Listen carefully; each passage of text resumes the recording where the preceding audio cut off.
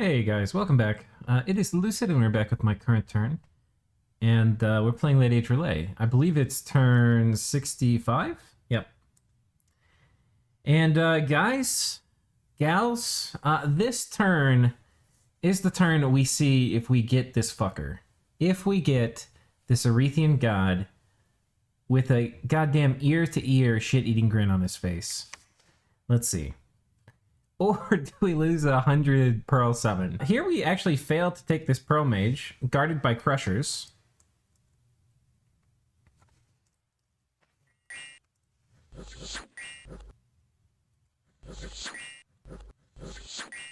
Yeah, he's not going to be killing the... I mean, he'll kill them eventually, but not before one of them eventually hits him. Oh, shameful. Here we kill a Fortune Teller. Sometimes he's been putting gear on these to protect him. It does not appear to be the case here. Remember the second tier we kill? I think we're about to switch off doing these on Alm, because I think Alm is a mostly mentally defeated player at this point. So we'll probably switch to Arethian until they fuck off. Here we kill a Pearl Mage. I think this one had a Lantern on it, which, you know, just adds a little bit of extra value.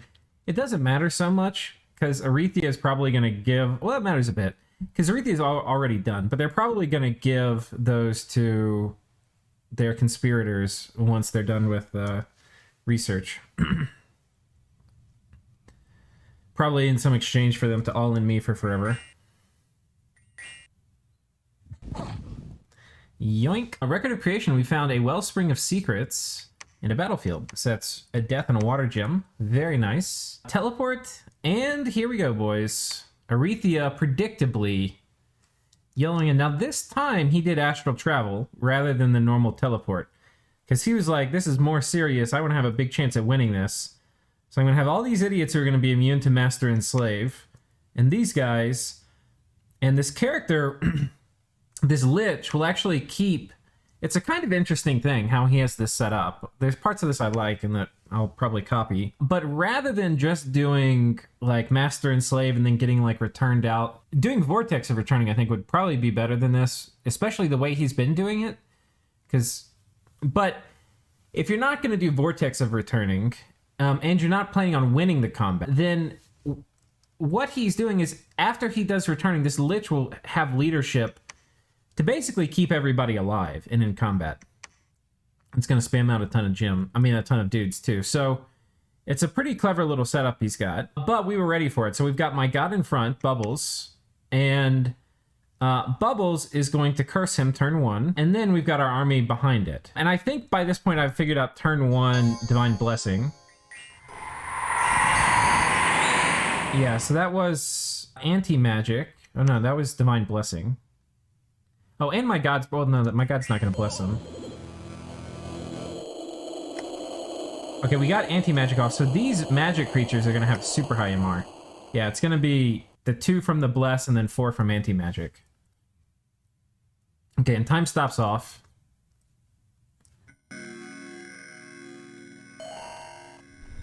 And there goes Master and Slave. Let's see the damage. It gets a decent amount of my stuff. Importantly, and this is one of the things I was worried about, he could have gotten this dude, but he's got 21 MR, so he's pretty good, you know, most likely going to resist, but does get a fair amount of stuff.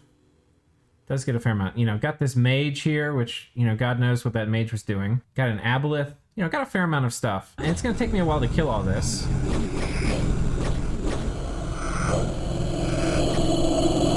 think we got one thing that should not be.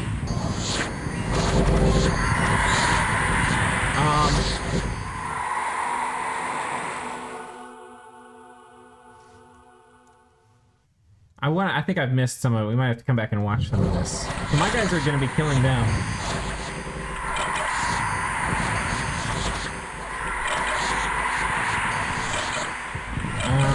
One second. We're going to have to watch it again, sorry. I want to just watch their script. So I want you to see how this interacts with Astral Fetters.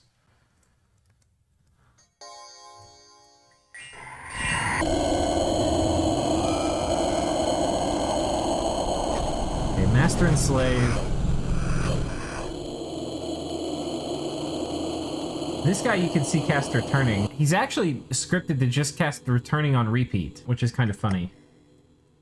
I guess that if he gets interrupted or something, it'll keep going. And I think this guy's still... Okay, he just woke up, but he's now paralyzed. There's an awful lot of undead coming out. Okay, now he's casting magic, and he kills my god with magic duel. I have, like, literally a million Astral 1 mages.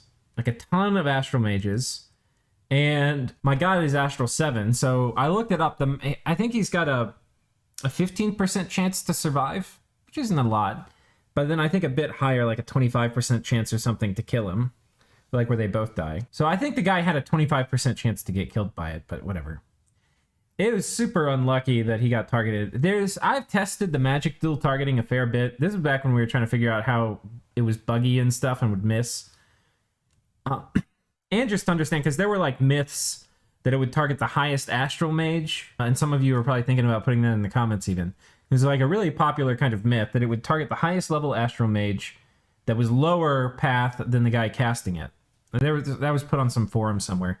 It's not true. It's basic. There may be some structure to who it picks, but so far as I could tell when I was doing all the testing, it was completely random which Astral Mage it went after, whether they were high path, low path, whether they were at the front of the battlefield, back of the battlefield. Nothing seemed to matter. I will say my god here was the forward most position, so it is possible. I know things like Soul Slay will sometimes target, so maybe more extensive testing may indicate that it has to do with forward range, but in my testing, it was bouncing all over the place and who it would target. Anyway, but he magic dueled my god, which is a bunch of horse shit. I feel like I get so... And I know there's probably some psychological, like, study you could do to figure out, like, what this effect is, but there's some effect where people think they're more unlucky than they probably are. Because I feel like I'm so goddamn unlucky. Like, my mind hunts never work. People's mind hunts on me work like a ton more than mine work on them, even when I have full pin gear. Stuff like this happens. Lord Rlyeh, you know, he died last turn. Now, part of that was my fault because I put that amulet on him that let him take double damage. But he still got, like, the first time he takes any damage, he got hit with like a 18 roll or something on the bonus attack damage. So, you know, which is a super high roll, and it barely killed him after all the double damage and stuff. So, I don't know. Well, he would have, to be fair, he would have been killed with, I think, only... No. I think he took 20 damage or something after all of it, so it was pretty close. He had to get a really high damage roll to kill him, and of course it happened. Like the first time I used it. Returning doesn't work. Oh, we didn't see it. He scripted returning. We can probably go back and find it in here somewhere. Cast magic duel. Cast returning. Doesn't work. Get fucked. Also had a ring of returning on him. They all die. Guys, this is one of those things like you read about as a conceptual counter, like, oh, you could do this. But to actually make it, like, for it to actually happen in a game is ridiculous. Like, it's so ridiculous. Like, you have to, first of all, wish for this critter, which otherwise seems kind of wasteful, the floating mind. And then, you know, this guy gets to pick all the fights in the magic phase, so I have to anticipate where he's going to go in the magic phase to catch him with it. But we have caught him with it. Oh, there's something else I want to show you. So, check this out.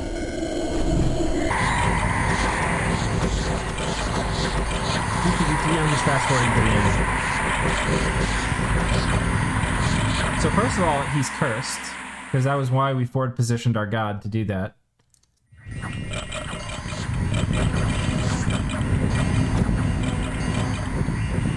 There goes the returning cast that didn't work. Okay, he's got 58 HP. He's already got all these afflictions. Lost an arm, crippled, limp, chest wound, weakened. Alright, and so he's dead now. Lost both arms, unable to wield weapons. So good luck putting a rune smasher on him. He's a goddamn cucumber now. We have cucumberified him. He's horror marked too, which potentially this could spiral into like a horror mark situation for him. He'll be very vulnerable to horrors until he regrows his arms and where he can defend himself better. Weakened, chest wound, limp, crippled. You know, if I were smart, I might have even scripted more like astral geysers to try to, you know, horror mark him more. Okay. Or just the normal call horror thing. But thing is, I have to also be scripted to fight Pelagian. So anyway, lost both arms, crippled, limp, chest wound, and weakened. Chest wound's super nice here too. I really wish I'd gotten a head affliction, but that's a little hard to do. These great whites can do it, or the sharks can do it because they're size 6, but a lot of the smaller things will have trouble poking the head. But anyway, he's dead. Ding dong, the witch is dead, as Sablecat said when he saw this. So okay, we got a water lens. These are probably from dudes of mine who died. Dragon helmet, mirror armor, this is me recovering my own. Amulet of anti-magic, that's probably my own stuff. Girdle of might, that's probably my own stuff. We got character, the pocket lich. This is 15 death gems, but this also, I mean, he lost the lich delivery system totem, but he's now also lost the artifact.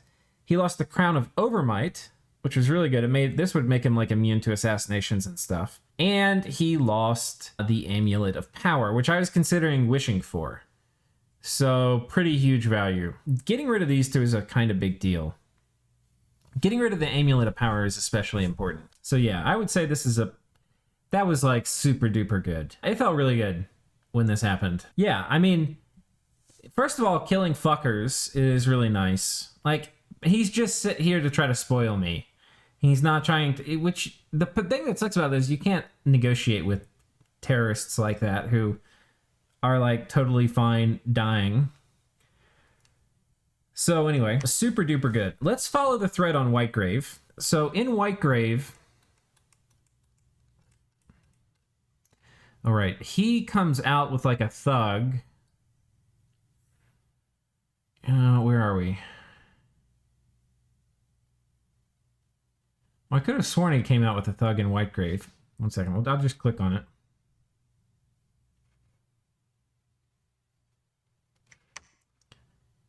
Okay, so he comes out with this thug, or he's got this guy.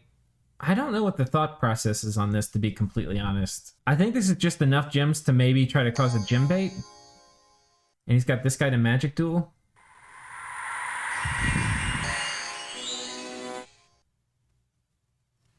But I don't think he succeeded in gem baiting me.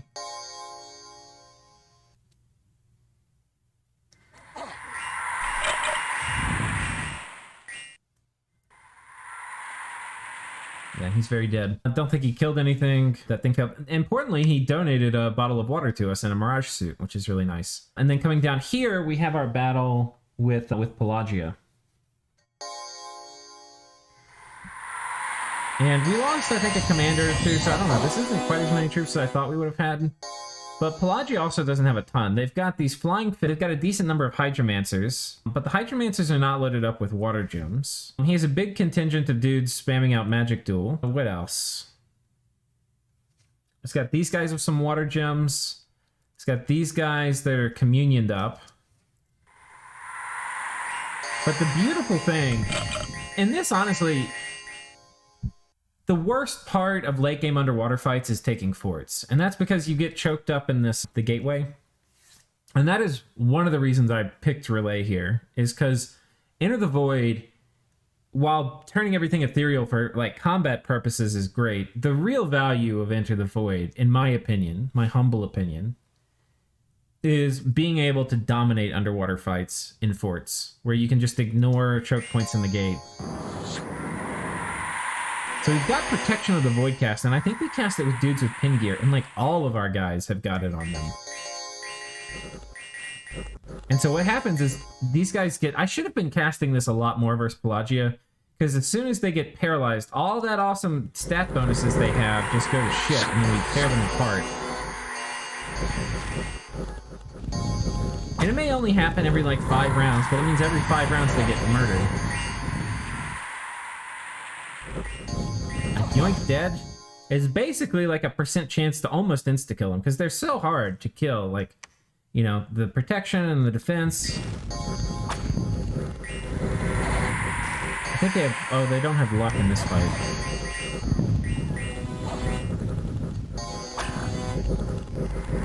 What's also funny, I'm not sure if we're going to get to see it, he's got this dude. who's gonna come try to kill me. And I told you I got it, the dude with the friendship hat. Oh, we got the friendship hat, so he's eventually gonna come back here and get charmed. And these guys are just getting butchered.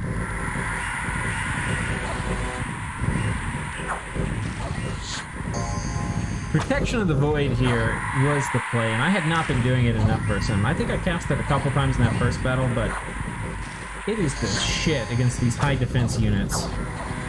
If they relied more on protection, it wouldn't matter as much.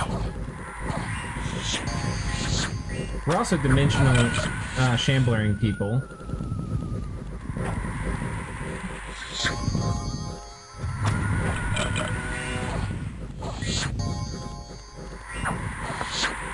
Yeah, so things are not looking so hot for him.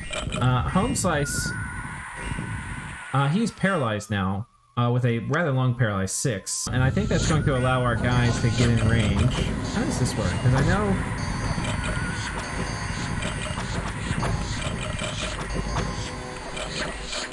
Oh, he's got Soul Vortex, so he's hard to kill.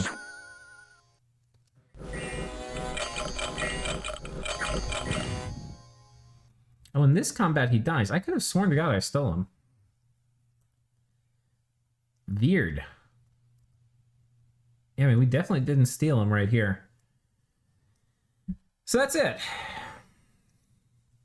That is it. They get bamboozled. And did we steal him? No, we did steal him. I knew we did.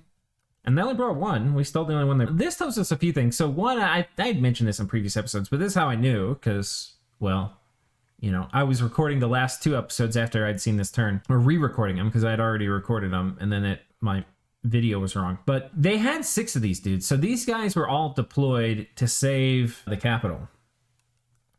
So if we look at the Butcher's Ledger, he's lost 23 Pearl Mages, 3 Mystics, 5 Priests, this Thug, and I think he's only down to like 1 or 2 more. Maybe 3 more. He lost some Hydromancers.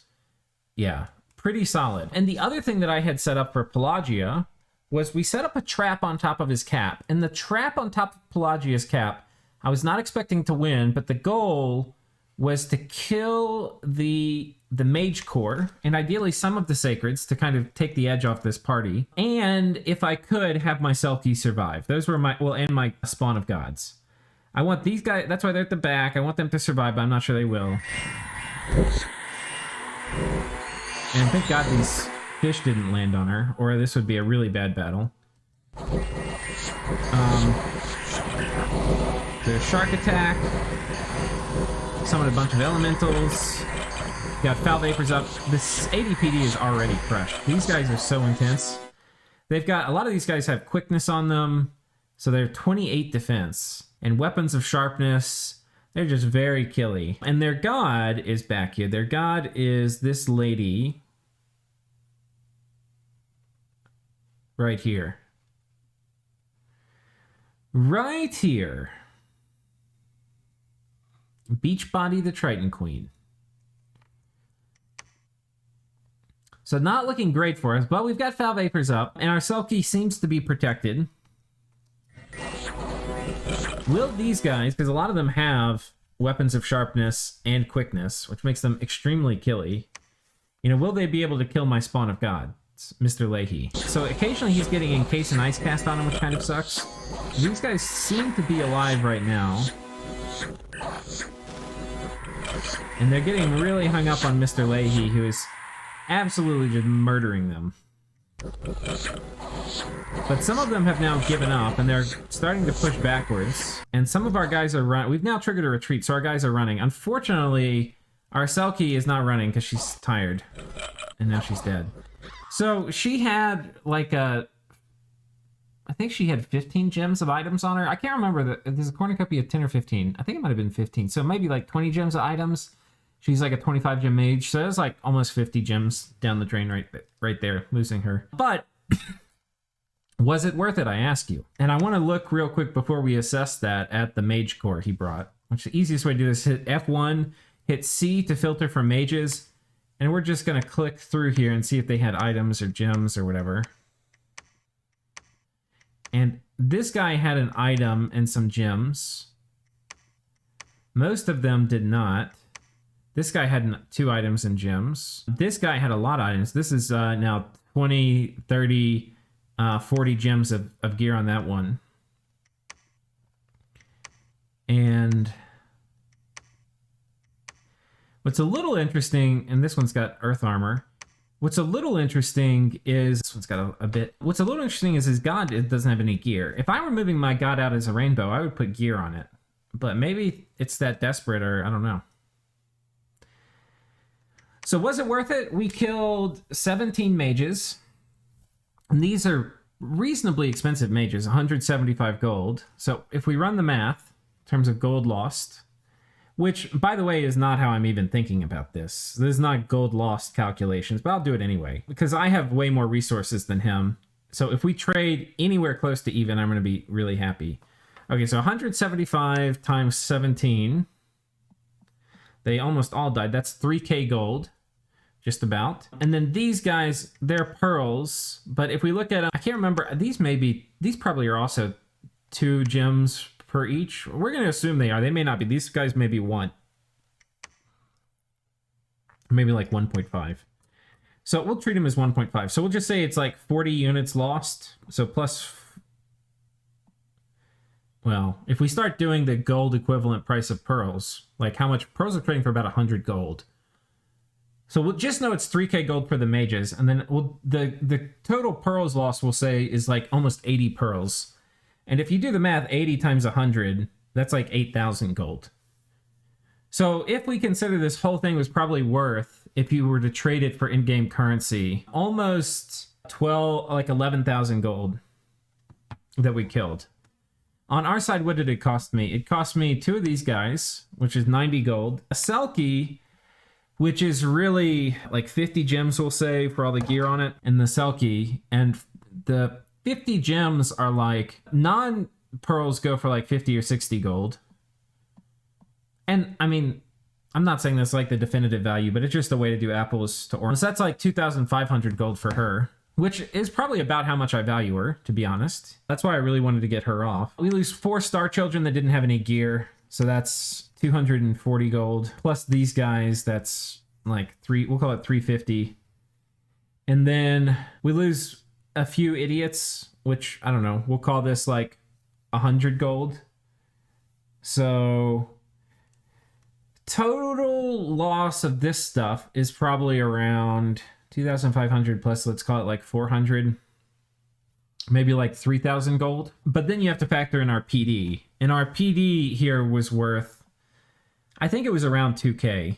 So I think it was like a 4,500 gold trade for equivalent value of, 12,000. So it was a really good trade for us. That being said, if you don't value pearls the same way, I think he also has a discount side, so it's not quite as much. So maybe it's only like 10k gold in equivalent pearls.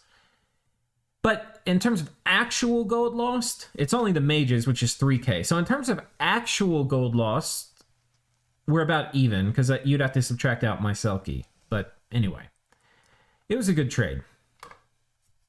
It wasn't perfect. It could have gone better. I wish my Selkie survived, but she had a decent chance to, but she didn't. And we'll just scroll through the rest of the battles here now. For Ulm, he raids. We raid Ulm. We raid Ulm. We took a province from Ulm with no... This was where he had void critters raiding me, or horrors. Take this from Ulm. He's a decent number of wolves here. And Ulm has given up on life. More raiding of Ulm. We take Agartha's dead. We take this from Agartha. Pelagian raids us here with one of his last remaining thugs. We take this from Ulm. Tianchi moves on top of their cap. Tianchi is being played by the AI with a huge blob of garbage, which is not going to have anti-magic on it, which I can just come in and steal with Arcane Domination, which is absolutely my plan. So we're going to do that. We're going to do that. Let me just check, make sure the commanders here don't have any... Yeah. Okay, this guy's people, he can't even magic duel. It's like the only thing I'm a little worried about. So we just get to come in and steal this army, which will be excellent. Because this actually is kind of useless stuff. It's mindless chaff that can trample and has resistances. It's pretty good.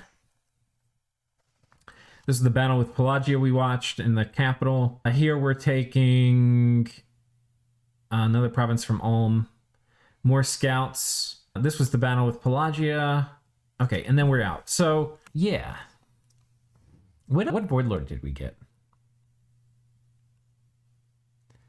We got... Oh. It wasn't this guy. Was it the... All the kitties? Oh, wait. Shit. What was I doing with you? Okay, this guy was going to be doing... This is my Void Lord caster. I have no idea what I had him scripted for. I don't think there's any more Void Lords for me to get right now. So I think we give it a break.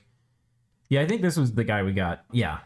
So this is like a vastness that is better. It's got a really strong damage reversal, spreads the minion as all my Void Lords do, is innate caster 1, which I think it's the only Void Lord that's an innate caster. Ethereal, and then 5 astral with innate caster is pretty good. It means you can do stuff like turn 1 or turn 0 luck or Will of Fates, turn 0 enter the void, a bunch of kind of cool stuff, which can be comboed with other cool stuff. But yeah.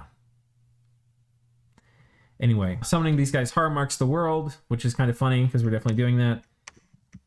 Horror marks me too, though. So, So yeah, let's take a look at the damage over here in the Pelagian land, because I think Ulm is mostly defeated. Pelagian will take a bit more work. I mean, Pelagian is done, but I don't know. In some ways, Pelagian is more done than Ulm. We don't have their army graph, but I'm pretty sure their army was like here, maybe, and after that big battle we had that they lost, it brought it down to like here, or were they? No, they won, but barely. They lost like a third of their army while we went like flatline for a turn. And then this turn, losing their cap stuff and all the stuff they had in there, I'm pretty sure they're like down here at this bar. I could be wrong, but I'm pretty sure that's about where they are. So they're fucked. They're fucked. Ulm has more, but Ulm's is garbage. So I actually kind of waited to do this turn just because I wanted to talk through like some of the thought process with you guys. Sometimes I do better turns when I talk out loud, which is kind of what I wanted to do here. It's good to articulate everything. The rubber ducking approach to playing Dominions. So, yeah. Pelagian's got a tiny ass force on my capital, on his capital, didn't damage it. He's not going to be able to replenish this. His thugs are mostly dead. I think he has one here. I will say, Kailasa has just an unbelievable amount of troops over here. Like an unbelievable amount. I don't know why I don't know what they're doing, to be honest. Like, they should be eating people. They're number 3 in research. They're catching up with me, because I've been slowing down as I've been fighting a lot, and they've been going steady. Not that it matters. I mean, we're at the research point, it doesn't really matter that much anymore. Like, Rlyeh and I have equivalent research, effectively. I mean, that being said, I'm about to get celerity this turn, which is going to make a difference, but mostly it doesn't matter that much anymore. We're already, like, we have most of the spells we need. But yeah, I wonder what he's doing. If you're watching this, Kailasa, say what you're thinking, because I've talked to him a little bit in Diplo. Like, I was like, hey, do you want to vulture the islands? He said, I have a nap. No. Which, I don't know. I mean, Pelagian is fucked now. They're dead. We've got some options. We can... I think I need to find a bottle of water and put it on this dude, and we'll try to assassinate their god. I don't... Or maybe, like, put the Lich on him. Ooh. That'd be very spicy. Yeah, I mean, we could really kit this guy up to be a really good assassin. The only people who lived in this combat, who lived and didn't run, that's the criteria, right? So we're going to have to watch this to the end here, sadly. There's 3 commanders. There's a flying fish. There's his god.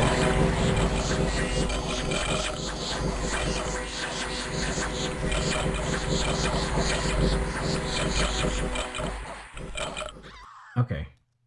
So the only ones who survived are the flying fish, this guy, which would be a little tricky. I probably have to put like luck because I could get lanced by this guy. I probably need like a lot of armor and luck, and ideally I like a water elemental. He's a little tricky to kill because that he's always gonna like lance you immediately. This guy who doesn't have any gear but has a decent number of passing will probably summon. Well, no, I forgot. This is an improved casting eye, so he'll probably do like buffs. So it's these two and the god, and all of his other stuff that's alive has retreated. And his god is kind of scary, like it can do skelly spam and stuff, but it's not that scary. And if I do the character lich, that might actually be a decent use for it. Just taking a shot at sniping his god would be really cool, because for him to get his god back, he has to summon him to the capital, which, guess who owns that? I do.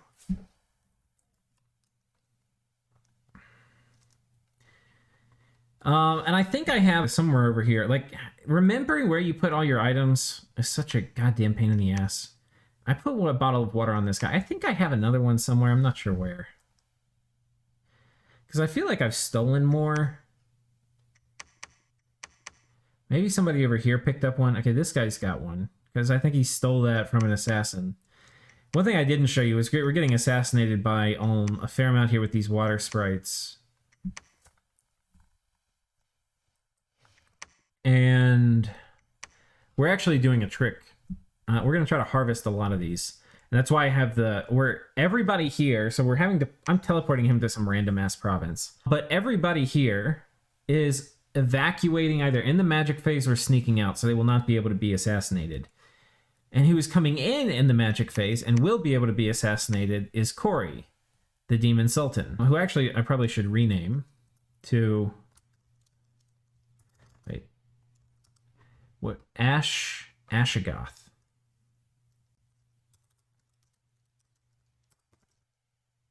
I misspelled it. Should have 2 G's. But yeah, we teleport him over here, and then he will... Assuming... Now, Ulm has a decision. Do I assassinate here, or do I move my guys to the capital and assassinate? And I'm not sure which one he'll pick. Probably move to the capital, but in the event that he doesn't, or he doesn't move all of them, we will have Ashigoth here ready to tank an assassination battle, and he will almost certainly win. He will almost certainly win. With the bottle of water and being Death 5, he should absolutely murder everything there. And best case, we killed one of the assassins. This one, and then there's 3 more. Best case, we kill all 3 assassins and take all of their water bottles, which we have room for. That would be the perfect world. That would be the perfect world. But we don't live in a perfect world. We live in this world, which is, you know, a muddle at best. Oh man, I don't have that much money left. I've got Tis wants me to keep buying pearls off of them, and I want to. But I want to get temples up and stuff more, I think. I think I care about that more. Anyway, yeah, we're back over here. So we want to assassinate the god, and maybe we kill the Nyawir. The worst thing would be running into that stupid fish, because the fish actually has probably the best chance of assassinating me, or killing me. These guys aren't assassins like they are in vanilla. You actually have to make them assassins, which is a spell, but that takes a turn. So you have to be prepared. We're not prepared, but we do have black hearts. So, you know, if we were going to do it, let me save and exit, and that way we can click out of it if I want to. But if we want to do it, it would look something like this. A black heart with character who does work underwater, because we just saw him. This is pretty good in assassinations. You know, he could frozen heart me too. So, like, maybe this to deal with frozen heart some. You know, maybe this. And then maybe I steal one of the luck hats and put that on. Yeah, that's kind of what I'm feeling right now, is take one of the luck hats from one of my bros. Like, where are you, Brohanosaurus? Oh my god, what happened to our farmer?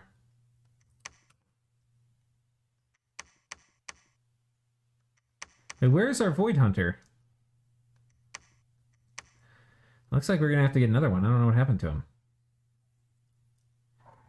Did he... Maybe he got sent home. Or lost in the void. We got a vastness here, by the way. So I don't know where he is, which is unfortunate. Very, very unfortunate. Anyway, we'll have to get another guy here. But let's go harvest that item real quick. Well, he doesn't have it. Do I have it on this guy down here? Okay, this guy's got it. I'll take this off. And we'll put it on our lucky dude.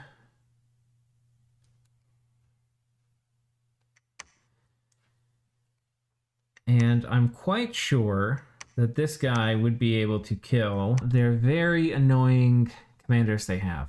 And best case, like a 1 in 3 chance we get the god, which I think we would kill.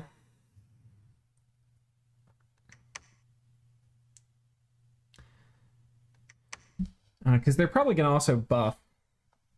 I keep forgetting there's this not intelligible AI. And here if we get hit, we're going to go berserk, which is probably best case for us. If we get hit, like Frozen Heart or something. Because otherwise, if we get hit, we're probably going to run.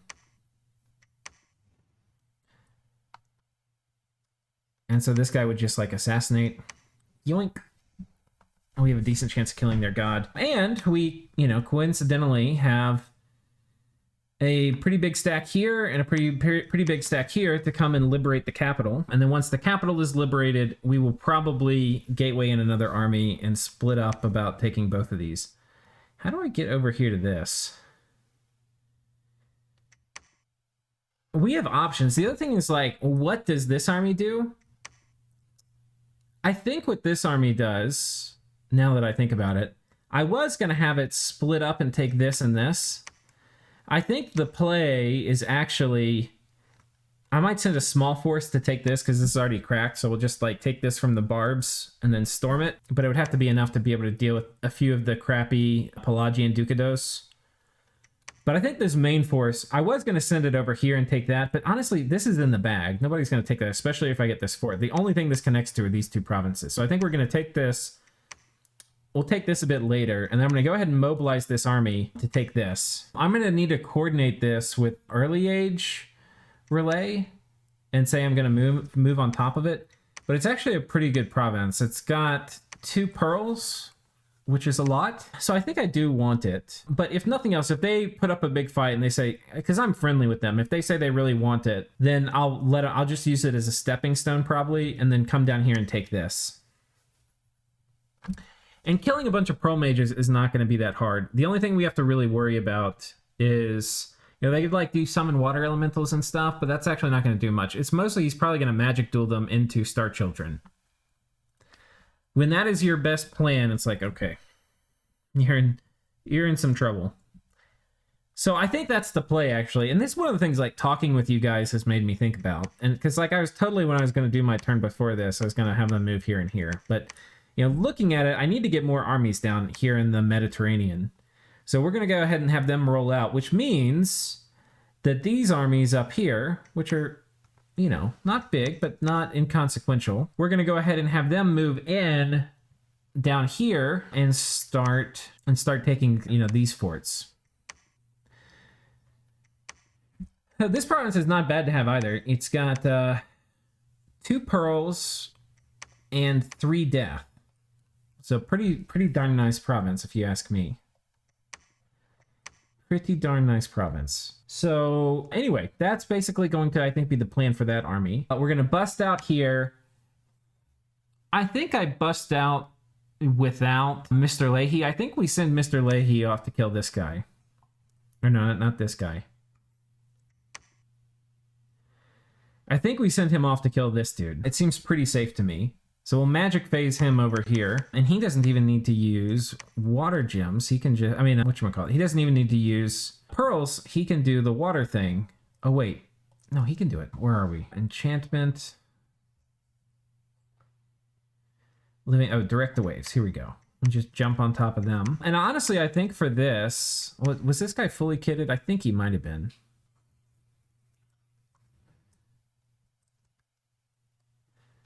For this, I don't even think he really needs...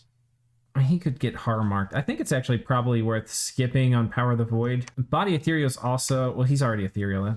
Ethereal's not going to help. Quicken Self, Liquid Body, and Power Magic being Ice Shield. I think we just do the poor man's Astral Shield and then attack closest. Because he should just absolutely wreck this guy even still. Like, if we look at, we'll just take a look at their combat stats, what they're going to be. Once this guy's all buffed up, oh, he's only doing quickness. 22 attack. And then without the harass penalty, okay, wait, let's check this again, because without the harass penalty, it is pretty high.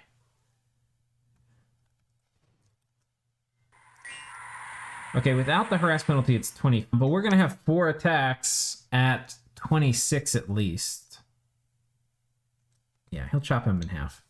So I think we go hit these dudes. You know, there's a chance if he moves this army off in this direction, we could be in trouble, but what are we going to do? So yeah, we're going to move these guys up here. We're going to... It's a little risky, because if he moves these guys here with the support of the god, they would murder this guy. The safe move with this guy actually is probably to move up here. And we'll leave this for other times, but we'll go ahead and knock this temple down.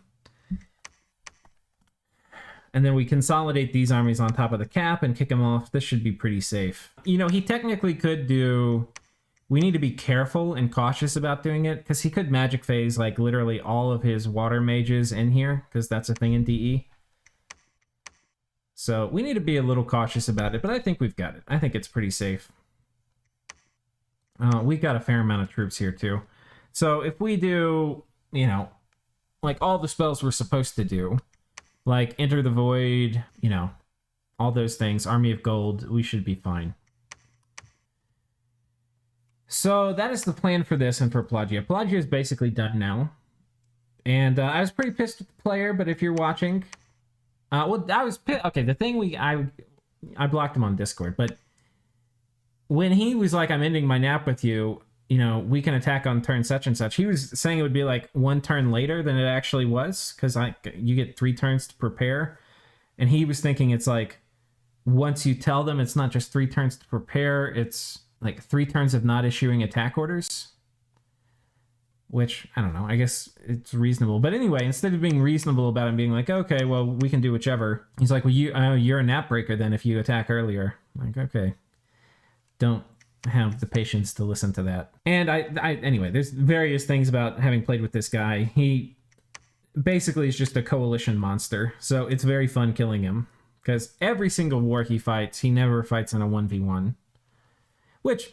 I mean, that's a way to play the game. Like, that's how the board game diplomacy kind of works. So it's not like an invalid way. It's just annoying when you always do that. In conjunction to... I don't know. You could say I was rude too, though. So I don't know. We just didn't get along. But anyway, I think it was right of him to end the nap with me. I was never upset with him ending the nap. I think he absolutely had to attack me and do something about it. And did probably do it with Rlyeh. That was probably the right coalition. I think the problem now was... Like, it made sense to attack when they did it. And if Rlyeh full end then, and they actually could make ground against me and conquer me, that may have been good for them. The problem now is like Rlyeh needs to go eat and get big, rather than sit there and mess with me. And now the power differential between Pelagian and me is such that he is kind of a non-player. So anyway, in a while he would have been, so it was right for me to attack him now, I think. But it's kind of cool that my little plan has worked, because we went on the offense. I'm feeling super stretched thin, but we're going on the offense against 2 major players, and we're coming out ahead. On the Almish front, we need to send in somebody with enough troops to kind of cover and take this back. So I think I'm going to have this guy just chilling inside. And if they come... Oh no, he can bring out... Can he lead these guys? No. Fuck. I mean, maybe it's better if he comes out then. I think we're going to just basically bring some idiots out. Not a ton, but enough to kind of protect my caster of Arcane Domination. And we're just going to steal this whole TNG army. The person who's probably going to do it is going to be none other than Ricky. Where are you, Ricky? Ricky is blind, but does not give a shit.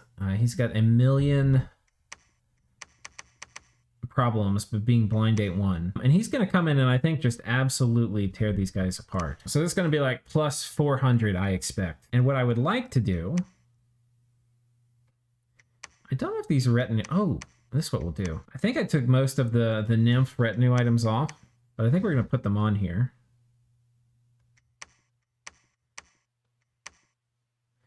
And doing it like turn 1 or turn 2 doesn't matter. I just need to do it before, you know, like before they close. Oh God, game is freezing. But we're going to go ahead and give him a communion so he can get him off without like 2 casts without fatiguing out. Honestly, the second cast is probably going to be a little wasteful. Okay, we'll go ahead and get the formation right here. Oh, do I not have a lab there? I'm going to freak out if I don't have a lab.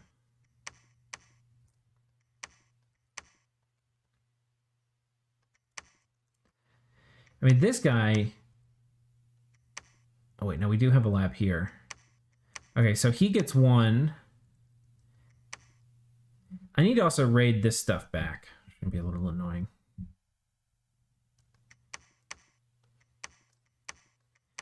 Okay, break siege.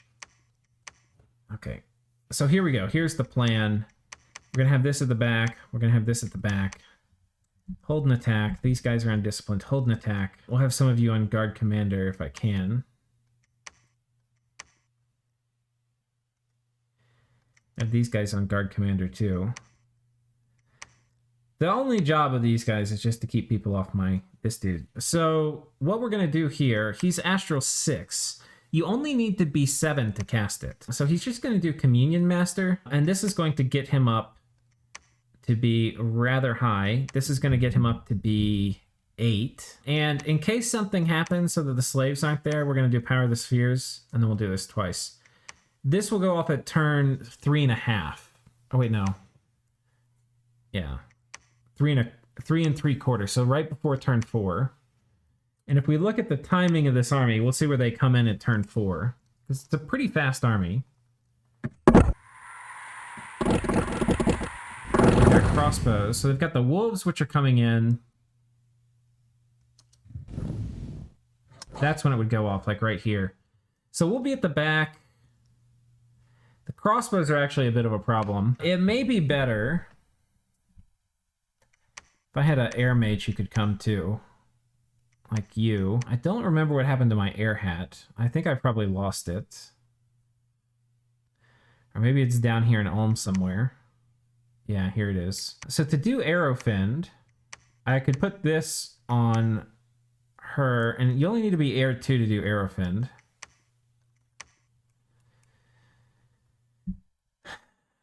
Like so. And because she's got a valuable item, we'd want to give her at least a little bit of gear. I don't know, maybe like this. And then some kind of hat. I don't really have many hats, we'll just give her one. And then ideally a shield. In this case, this will do. And then map move 14, I don't know if that's going to get her here. 21. For her, it's only 15, so she needs boots of the messenger. Now she can make it. Okay. So I think we do this, because the crossbow volley could mess it up. It could interrupt casting. The one nice thing about the AI is that they are very reliable at, basically, at not leaving forts once they've laid siege to it. Okay, guard commander. Horde of skeletons coming out. Okay, you're going to be in front as a major distraction. Oh, but no, you don't want to be in front, because I don't want the slaves to die if I can help it. So who are the people holding the slaves? Where's the other person? Okay, you are. Okay, actually, this person should be over here, and you should be on guard commander. Okay, now we've got some dudes guarding this, and we're just going to make a ton of horde of skeletons, as basically the play.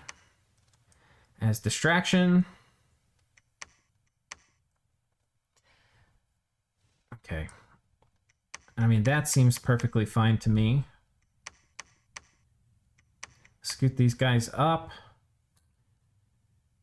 And Communion Master powered the spheres. Wolves are landing. This is charging up. They're about to make contact. Arcane Domination. Arcane Domination. Fight's over. That's how that should go. And then we'll do Mist Form on this person afterwards so that hopefully they don't die. And then we'll do Iron Skin.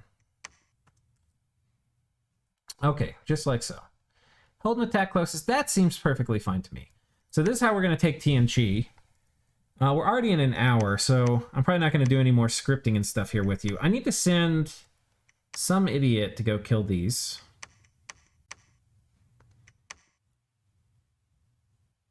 I don't like using high-value dudes like this, so I would be scared about losing for low-priority jobs like this. I would rather send... I wonder if I could do, like...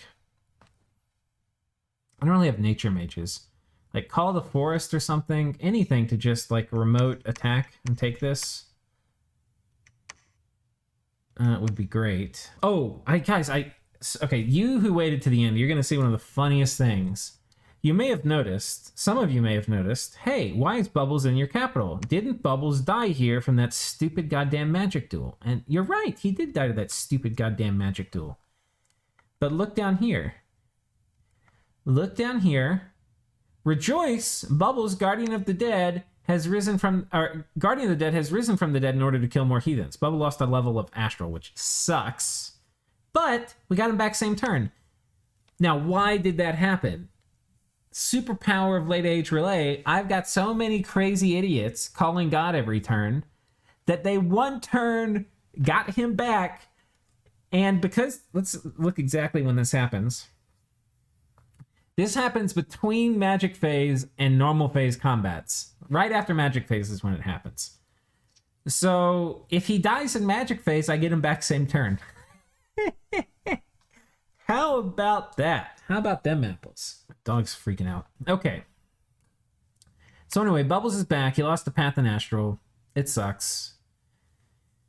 What are we going to do? We have to decide what we do with Bubbles. And I don't want to... The thing is, I don't really have a lot of great rating, like remote rating chassis right now that are not super high value. You know, Astrogoth, he's on a water bottle collection mission. All the kitties... By the way, we're naming all of the void critters after cats in Trailer Park Boys. I think I mentioned that last episode. Do I have... Yeah, we're bringing this guy up here to do... You actually can... I probably should mention this. Any of the void critters you want to make commanders, you can do that with this spell, Awaken Magic Being. It's a DE spell, and it's cheaper. It doesn't work on mindless dudes. So, like, you can't do it with, like, golems or some of the things you get through Mirsha's workshop. But... You know, it works on void critters, but I think it's still better. I would rather spend 15 nature gems than 10 pearls. So anyway, we're going to move him up here where this guy's probably going to do that Gift of Reason on him, which is 15 nature. There's other things I have to figure out with him. Like, I think one of the things I really want to do, I don't think the all-in-one kitty, all the kitties can do it. He's got 40 leadership. I think one of the things I need to do is I've got several gateway armies set up. Like, I've got one here that we can gateway out of. Wait, do I not? Okay, this is not one of them. I do have multiple. I've got a gateway army here that can go with gate opener. He's an Astro 3, so he's not a great candidate. And then I have, over here on Blandos, I have another one. Down here. And this is an Astro 4, which means with the Starshine Skullcap, which I could scavenge somewhere, or any of the Astral boosters, then this guy can Astral Travel, which I'd have to alchemize for, but, I mean, when are we not alchemizing? But the important thing is I could Astral Travel on top of this fort with a big army and do Enter the Void on the same turn, and that would stomp this. And that's going to allow me to move in with this and take Micklin with this big mage core. I feel super confident about that.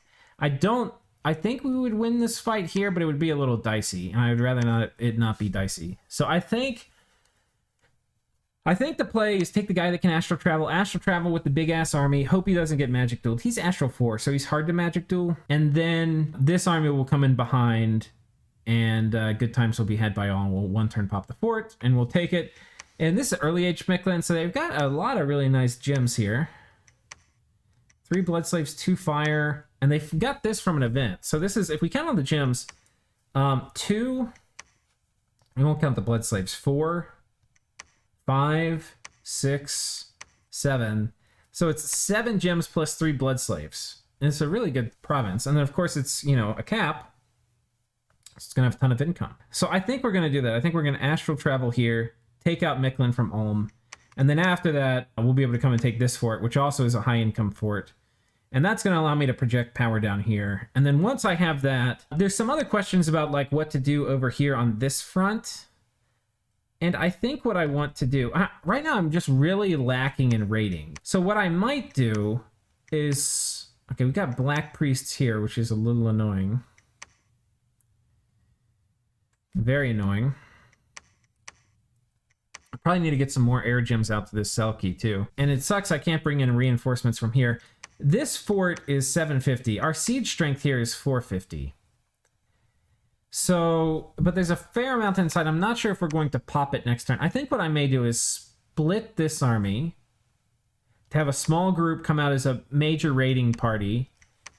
Well, you know, a pretty scary raiding party, and like take this. And anyway, just do light raiding duty. Have the majority of it.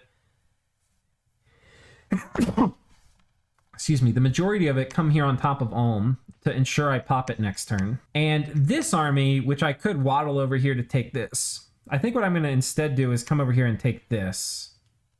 Which it's kind of looking like Satis might be thinking about coming up and taking it. Anyway, we want to go ahead and get this. This is going to allow us to project power down here basically into this cave system. And, you know, Ulm's Empire is like a little triangle right here. So we'll go do that. So I think that's going to be the play for these guys. We're going to split this. This army is going to come over here and take that. And by the way, we are now going to be getting so big so fast that we are really getting very close to the runaway potential part. Like you could say we've been kind of like that, but the amount of gains, like these are the gains we've been getting when we've been fighting two of the harder, not hardest, but two of the harder players with big, you know, reasonably large sized, you know, Ulm, if we just look at, I wish there was an unselect all. If we just look at, well, I'm just gonna, where's Ulm? Okay, here's Ulm. Ulm is right here. They're like number 3rd in provinces, right? They're still like half of me. But, you know, when you combine Ulm and Pelagia and Tianchi and, you know, the total sum of the territory that was fighting me was a lot more than me. But I was higher tech, and I'm underwater. So, anyway. But anyway, and Ulm got a lot bigger after this. Ulm was like, I don't know, they were probably like right here when they decided to throw away their position. I tried to make peace with them. And then, yeah, anyway. But the point being is that, and by the way, I think this was like completely predictable. Like, I think it was a horrible matchup for Ulm. It had nothing to gain. Anyway, but point being, this line is about to accelerate greatly because this is the rate at which we have been growing while fighting heavy resistance with that stupid Rlyeh god jumping on me every single goddamn turn. And now that the god is a cucumber and dead for at least one turn, and hopefully he'll have second thoughts about doing this again. Anyway, now that that is the case, and more important, this is way more important than the Rlyeh god being dead. The Rlyeh god is more just like annoying, but the armies of Ulm and Pelagia are all dead. The Mage Corps is mostly ruined for both those, I think. I mean, not entirely dead, but I think it's largely ruined. I think they're basically dead. So now we get to eat both of them. That's going to be happening, I think, very quickly. So I expect this line to dramatically increase. As that happens, there's a very decent chance this will trigger aggression from Rlyeh. Or he's going to try to eat even faster, which is going to be hard for him to manage. I'm going to be eating so goddamn fast. And it's going to open up a bunch of questions about what I do next. You know, if I'm left to my own, I'll pick war targets that are going to give me thrones, I think, and that are going to be contiguous to my dominion. Like maybe I kill these guys over here and take over this whole part of the continent. Maybe I split it with the squids, because these squids have been really friendly, so I'd be happy to permanently split it. And this game's big enough, I don't ever have to fight the squids. I'm totally fine being at peace with them all. Maybe the squids turn against me and they want to fight, and then we can fight, and I'm pretty sure I'd conquer them and take all their land. So there's a bunch of things that can happen, and I'm not sure, you know, these guys could choose to attack me, which I would actually like, because then I'd get the Throne of Creation.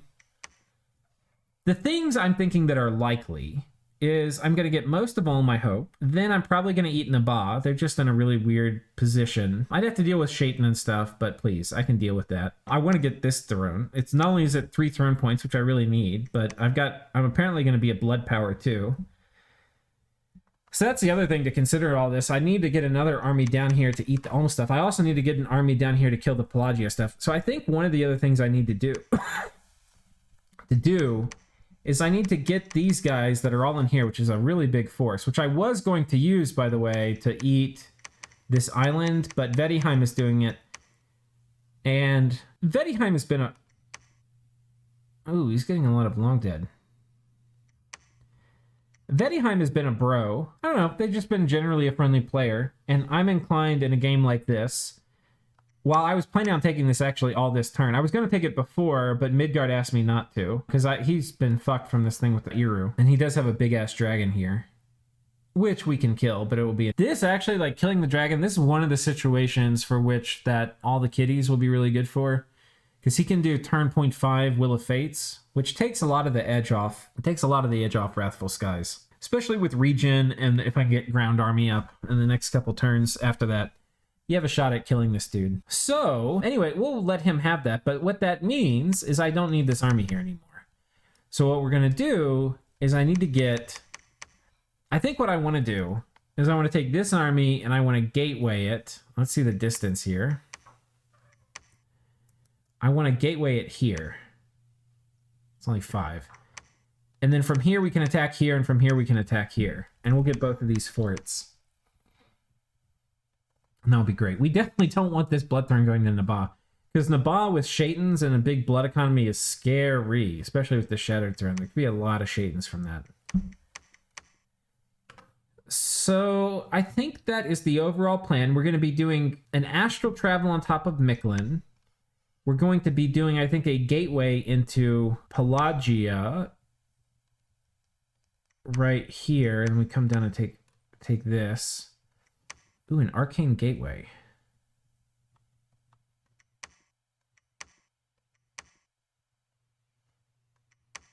Throne of the Spring. That's kind of interesting. Bonus to growth. There's a very good chance Pelagia is going to have all of his friends, his gangbang brothers, go ahead and eat him. He's got the Eru's got like the bottom part, I think, of South America. He's got the top part. But I need a big army over here. So I think what we're going to do, I do want to go ahead and lay claim to this throne nice and early. Stargazer Cliff. Though it's getting me, I need to look and make sure I don't walk into a mistake of, oh my god. Okay, so what we said, the game's going to end on turn 100. Whoever has the most throne points at that point wins. Or whoever gets to 25. My current throne count is 1, 2, 3, 4, 5, 6, 7, 8, 9. So I can still get a lot. But we're already going to get, I think, the Shattered Throne, which will put me at 12. I'm not sure if there's any over here on Fall of Sarl. No. Throne of Creation would be really good.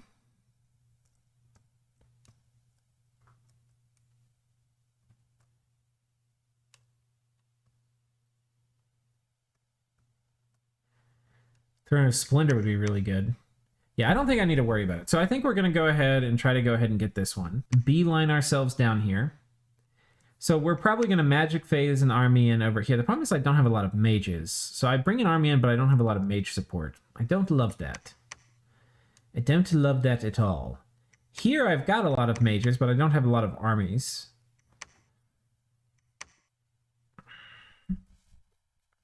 Taking over Fall of Sarl might be nice.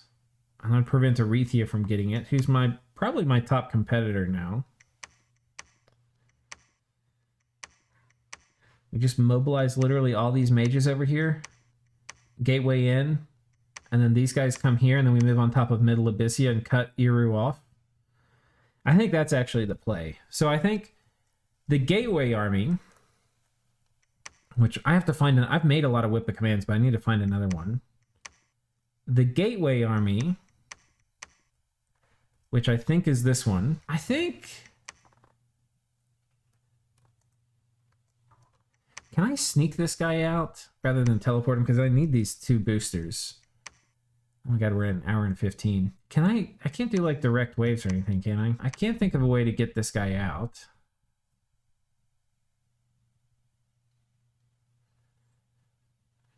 Just gonna lower my assassin efficiency here.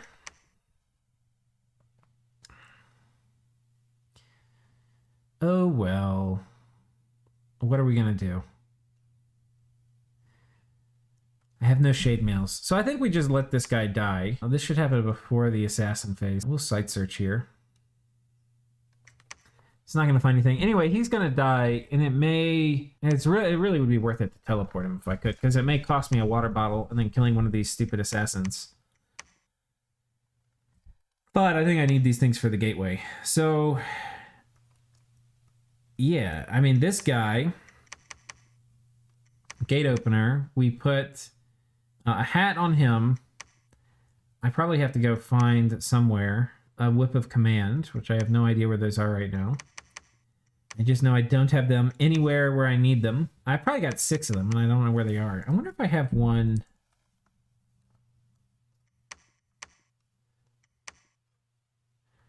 Okay, we've got 1 here. See, I've got 2 here. That's a little wasteful. Oi! I know I've got 1 over here. This is like how my turns... You think my turns are like really cool, and then a lot of it is like, where did I put this goddamn item? But you can see the lag is like, we're kind of playing the turn here. The lag isn't actually unbearable. Taylor. 43. Okay, we take the whip off him. We're going to lose 3 dudes, which is probably fine. 3 dudes will drown, but we get to put the Whip of Command on Home Slice. Right here. Wait, right where? Oh, wait, he's on God's Glory. So he gets a Whip of Command, and he is going to Gateway. And the nice thing is he has a ton of magic leadership already. And this is going to be the army that finishes off. We're going to have 2 major armies on Fall of Sarl, and this will be one of them. Where are you, Brohanosaurus? Okay.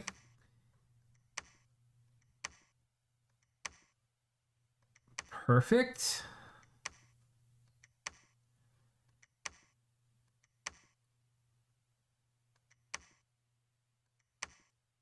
And just like this,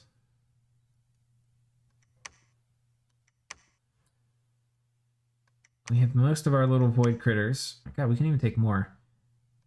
I think it's actually worth it taking all these guys for the siege strength.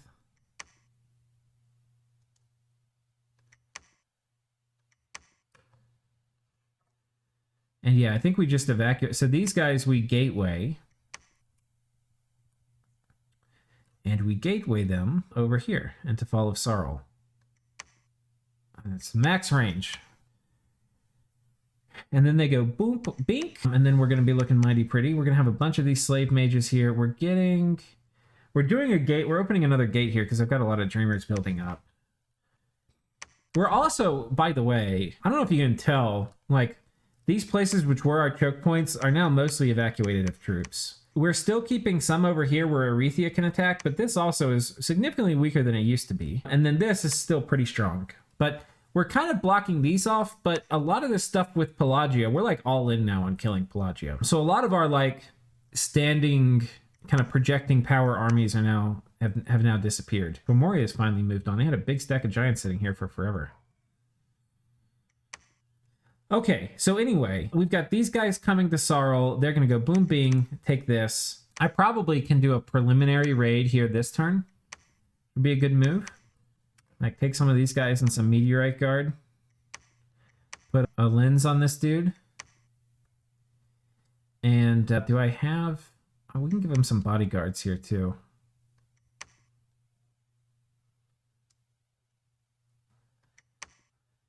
I think something like this. Do we have more earth mages? We do. Something like this where we take like these two guys, maybe a couple of these guys out in front.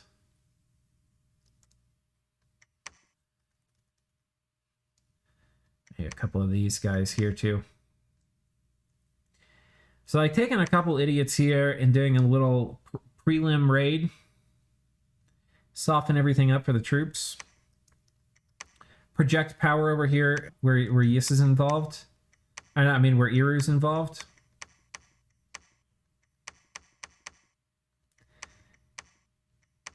Something like this. And we're gonna have both these guys drop quickening. And then body ethereal. I'll probably drop a twist fade in here. He probably needs a water lens too if I can afford it. But stuff like this will help me kind of get my little rating game on a little bit better. Anyway.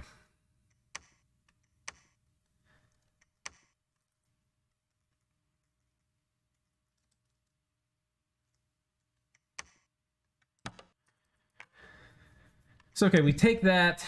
Then we're going to be in a position to take this. This gem income is going to be awesome from Abyssea too, because we've got the Tower of Elements, so we're going to be able to just start murdering people with flames from the sky soon too. Which will be very good against the elves. I think it'll be good against the elves. I forget how much HP they have. Where are they?